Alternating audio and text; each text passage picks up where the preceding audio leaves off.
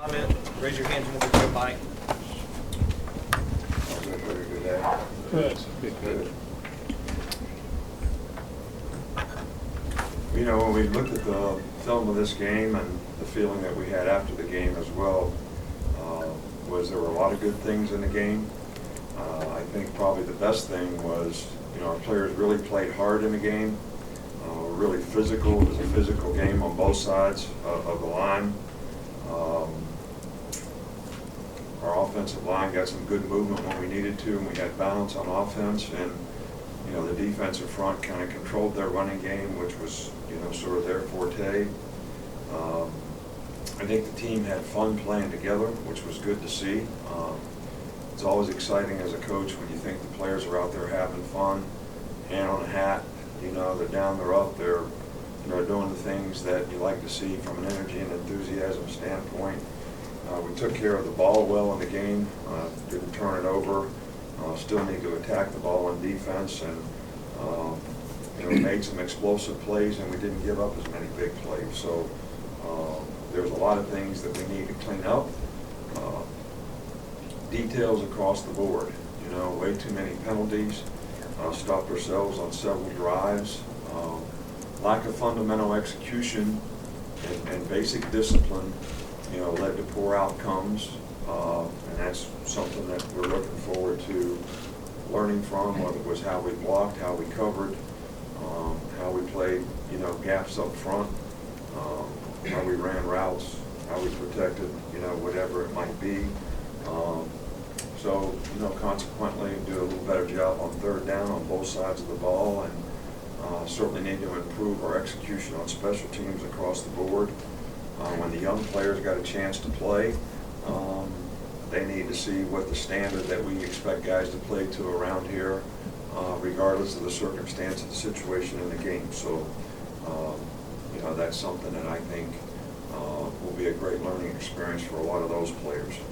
You know, I think, you know, concentrating on the right things, thinking about the right things is really important right now, which is, you know, things we did well, build on.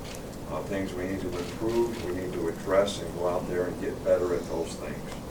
And, you know, we're just starting to climb a mountain here, and, you know, we took one step and that's it. And we've got another challenge to look forward to, you know, this week.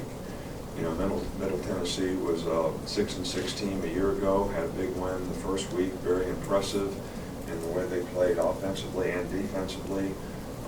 Rick Stockdale's been there for a while, and they do a great job. They go fast on offense, and got really good concepts and schemes in what they do. Good quarterback, and lots of returning players on both sides of the ball. So, you know, this is a game that, you know, I feel like will be a challenge for us, ourselves, to improve and be ready and play at a standard that is going to help us to get better as a team. Start right here with Aaron. I know you haven't seen them practice, but in your experience, when a quarterback plays in a game, plays well, has some success, builds some confidence, how important is that confidence in their overall growth in the position? Well, I think it's important at every position. I think, you know, especially players who don't have a lot of previous experience, for them to be able to go out and have some success. And also, you know, every now and then when they don't do it right and don't have success, that they get the opportunity to see when I execute and do things correctly, I'm very capable of doing it the right way and having positive plays and being successful. And when I don't do it exactly right, sometimes the outcome's not as good. So you try to build on that, every player at every position. I don't think there's any question about the fact that, you know, both quarterbacks did a nice job when they were in there, and that's going to help their confidence and growth. And you know, I think it'll help the confidence and growth of our offense. But I also think that the receivers who made plays in the game, who didn't have experience, it's going to help them. So, you know, and the new players in the offensive line. So all these things, to me, when you have players who don't have a lot of game experience, this is very helpful. They have some success doing things, and they can learn from the things they didn't do correctly. Here to Matt. I'm not sure how much you've looked at Middle Tennessee film yet, Michael, what do you know about the safety that they have, Kevin Byer? I know it's put up some good numbers for them. What have you seen, heard about him? Well, we think he's a really good player. I spend most of my time in the beginning on Sunday. I do defense, just looking at their offense and special teams. And then later on, like today and tonight, I look at their defense for our offense. But so I haven't watched them a lot yet, but the guy made a lot of interceptions and very good player from everything we understand. And just a second question with Kenyon, I know all along you've talked about just how ready he was to get back out there, but even having the confidence you did, how good was it just to see him back out there doing what he did? Well, I've seen him out there in practice, and I've been trying to convince you all that the guy's fine, but now you know it. How do you feel about it? Because I've been feeling this way ever since spring. But so my question would be, how do you all feel about it? Because I've been saying that I've been getting asked every scrimmage, every practice, how's Kenyon Drake? He's fine. He's 100%. So do you believe me now? So my question is how you feel about it, because I've been feeling good about it for a long time. Go right back here to Mark. Two quick ones, if I may. Jabril Washington was at the game, but not dressed out. Was he injured or something else? Yeah, Jabril sprained his knee in Thursday practice, and it's not something that's a surgical knee, but it is something that's going to keep him out for a couple weeks. So he was doing a nice job for us, and he has played some and gave us some nice depth at safety. So some other guys are going to have the opportunity to step up there. And then after watching the film, how did you think the secondary did in terms of turning and finding the ball, especially young guys like Minka and Marlon? Well, we had 3 pass interference, 2 DBs, unnecessary penalties that were probably caused by lack of fundamental discipline and executing technique. We didn't give up as many explosive plays, but there's lots of room for improvement. We didn't do as good a job on 3rd down as we need to, especially in the first half. So, we're not disappointed in where we are, but, we certainly have a lot to improve on. Right here with Chris. Over the years, we've seen a lot of running backs have good performances, but the one constant has been Coach Burns. How big of an asset is he, both in terms of coaching and recruiting? Well, Coach Burns does a really, really good job with our players. I think they respond well to him. He's got a great personality. He's well-liked on the staff. He's well-liked in recruiting by a lot of people. So, Coach Burns is very, very positive force in terms of helping players perform well, and he certainly has done that. But he has yet to carry the ball. So, those guys carrying the ball have something to do with that too. Back here to Cecil. Coach, I didn't see it, obviously was at the game, but apparently Kirk Herbstreit said that J.K. Scott had been struggling through camp. Has that been the case? What was the situation Saturday? No, not really. I mean, I think that, there's been a little inconsistency sometime in his drop, which is what was the problem with the poor kick on Saturday, was he dropped the ball outside. So when he drops it correctly and he, hits it with a nice smooth pace, he's pretty consistent and kicks it really, really well. So, we have a lot of confidence in him. I just think he just got to get confidence back in the drop and he'll be fine. Right here with Michael, same side.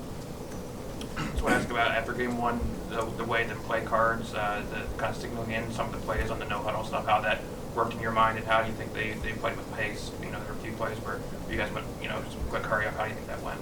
Went good. We sort of went like we wanted to go.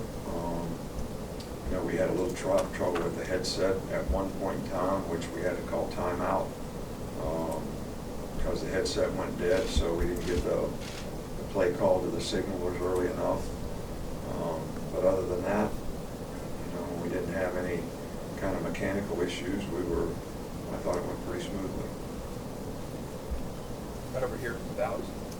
You've said seeing how they do on the field when bullets are flying is kind of the best way to read how a quarterback does. Is this a game this week where you're a heavy favorite that maybe you create a little competition in the game between the two of them? No, you know, I don't look at it like that at all. We're going to do what's best for our team in terms of getting ready for our game. And I don't think the fact that, you know, here's the one thing that everybody's got to keep in mind. Everybody's got a good football players, and everybody needs to respect the opponent. And I don't care if we're favored in the game or not favored in the game. The most important thing for our players is to focus on what they need to do to play their best. So we took one step up on the climb, and we need to improve significantly. So we're not approaching this game like it's the most important game of the season for us, because it's the next game, and it's the next opportunity for us to get better. So we're not trying to create anything based on who we're playing, because we respect who we're playing. And I suggest that everybody else does too. I mean, they just put 700 yards or something on the team. So, you know, we respect that, and we respect what they do. We respect their players, and we respect their coaches. They go fast. It's going to probably be a hot day. I mean, we got lots of issues and a lot of problems to deal with just in creating the kind of performance that we want to create without creating something else. Go right here to Ben. What did you see from Jake Coker after you guys had made the decision about the quarterback situation last year, and what kind of importance do you attach to that? I'm sorry, you need to ask me that again. I mean, I'm still on the last question, because being able to concentrate on the right thing at the right time is critical to being successful. All right, so what's the right thing at the right time now? Improving our team. I'm sorry. It's not your fault. How did Jake react last year once you guys had reached a decision about the quarterback situation? How did what he did after that point last year affect what you thought of him, or how important is that? You know what?